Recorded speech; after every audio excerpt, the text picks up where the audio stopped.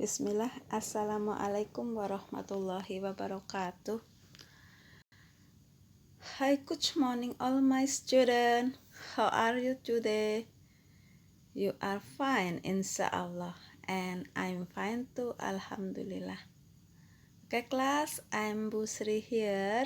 And I will teach you for English. Nice to meet you.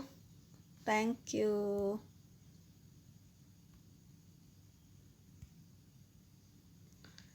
Class, today we will study English for lesson 2 and the topic is about the using singular and plural nouns. Please open your book on lesson 2 for page 10.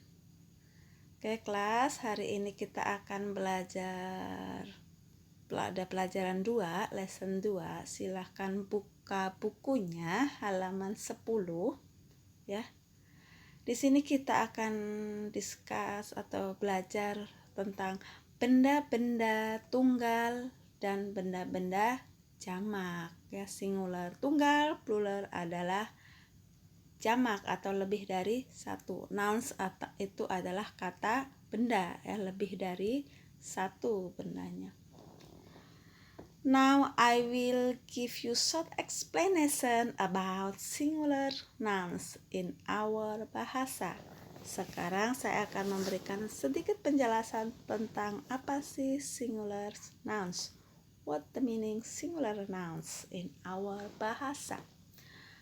Singular nouns adalah kata benda yang menunjukkan bahwa benda itu tunggal atau tidak lebih dari satu, atau lebih singkatnya kata benda tunggal kita sebut kata benda tunggal.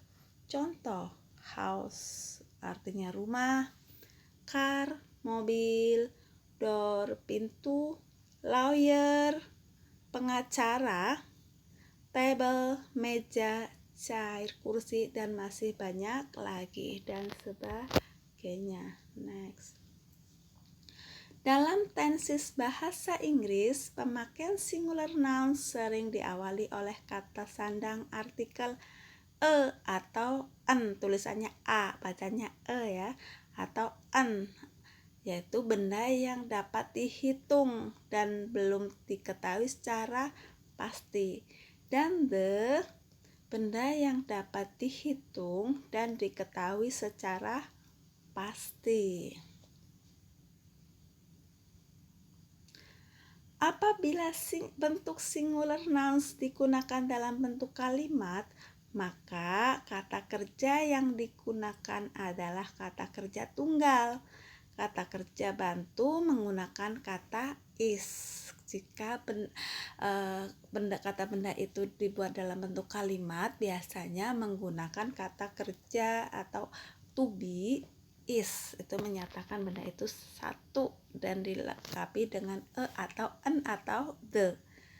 E atau en atau the we call it artikel, sedangkan is adalah to be atau kata kerjanya.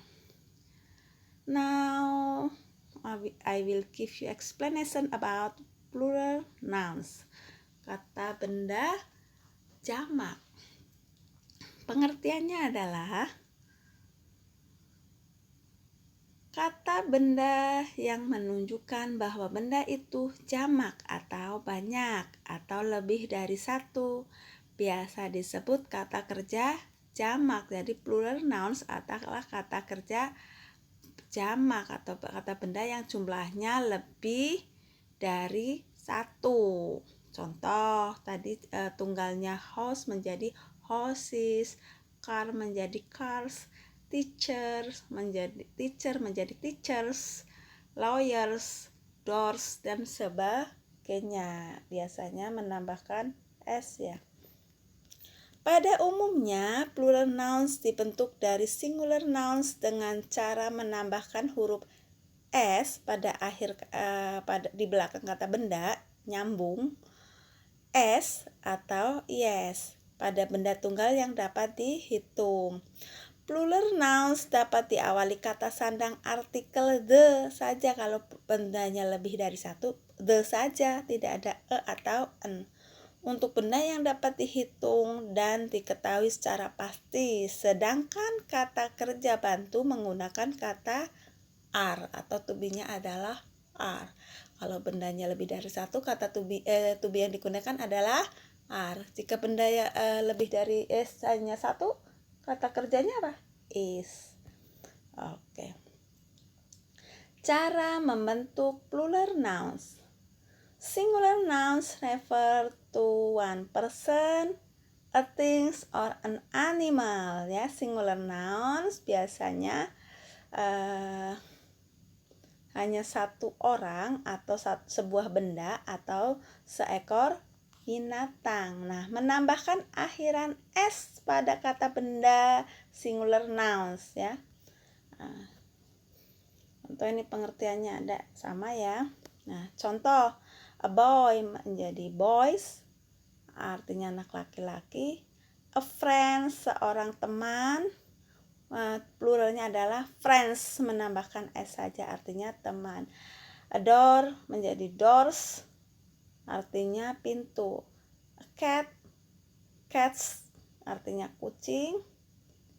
An eggs, telur.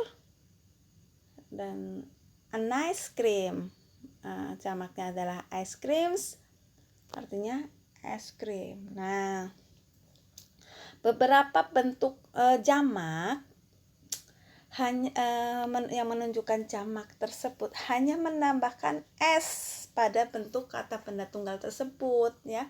Kalau sudah jamak tidak pakai e atau en ya. Contohnya sudah. Nah, yang membedakan kapan harus e, kapan harus en, jika e atau a itu di depannya harus kata benda yang bunyinya vokal a, i, u, e, o, seperti a boy kan bunyinya b, boy. Nah, berarti pakai a friend ya, bunyinya f kan konsonan. Nah, a cat konsonan cat kan k ya bunyinya. Kemudian a neck bunyinya kan berarti menggunakan an.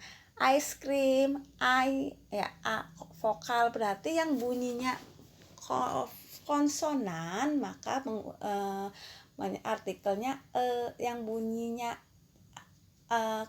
vokal maka kata artikelnya adalah an ya. Next. Some plural nouns are made by simple adding s to the singular form. For example, a potato menjadi potatoes, artinya kentang. A mango menjadi mangoes, artinya mangga. Sandwich menjadi sandwiches, artinya roti berlapis ya. Jika akhirannya o ya atau akhirannya vokal atau ch, itu jika benda tersebut ya berakhiran vokal atau ch atau x ya, itu menambahkan es ya.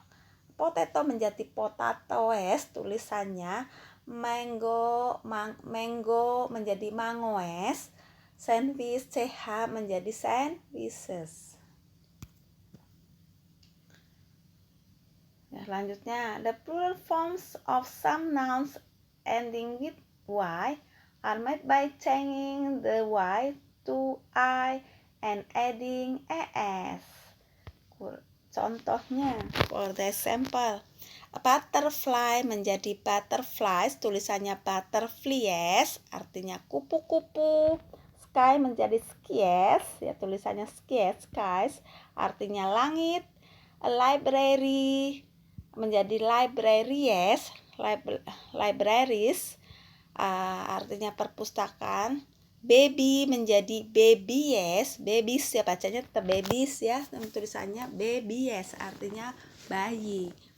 Nah, jika kata benda tersebut diakhiri y atau y, maka y dirubah menjadi i, kemudian ditambah s, is ya. Y-nya hilang tuh, menjadi butterfly menjadi butterflies, skies, libraries, babies ya, bacanya butterflies tetap, skies, libraries, babies.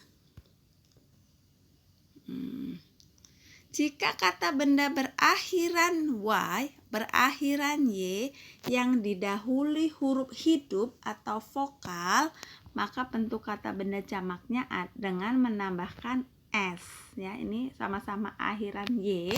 Kalau tadi y diganti menjadi i, sekarang y-nya itu tidak diganti i, tetap y, kita hanya mendapatkan s. Nah, yang seperti apa jika di depan y itu huruf vokal? Huruf vokal yang apa sih, Bu? Yang a, i, u, e, o. Selain itu konsonan, huruf mati ya. Contoh, dice artinya hari, toys artinya mainan, keys kunci. Nah, kalian perhatikan tidak ada dies atau toys kan, artinya toys langsung ya, nggak ada es, nggak ada is ya. Nah, ini ketentuan dari grammarnya.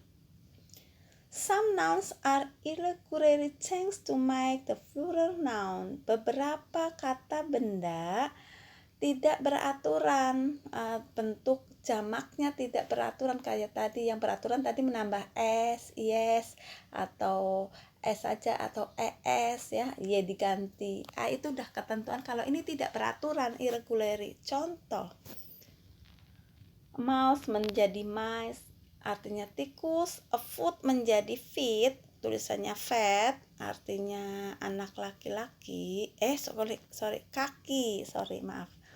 A man menjadi man ya, tulisannya man menjadi man, jamaknya anak laki, seorang laki-laki dewasa ya. A child menjadi children, artinya anak ya, anaknya lebih dari satu. Jenis kelaminnya bisa laki-laki, bisa perempuan, bisa keduanya, itu child, anak. Ibu, kalian anak-anak ibu menyebut kalian, misalkan kalian ada 3 orang, ada 2 orang ya, kakak beradik, itu children ya. Kalau saya ke kalian students ya, bedanya.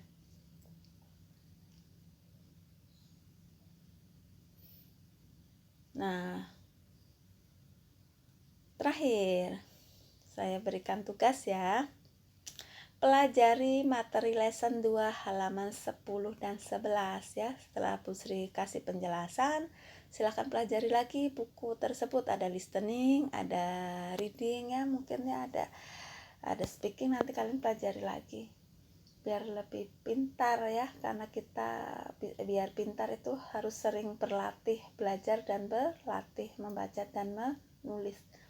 Yang kedua, kerjakan halaman 11 bagian C ya.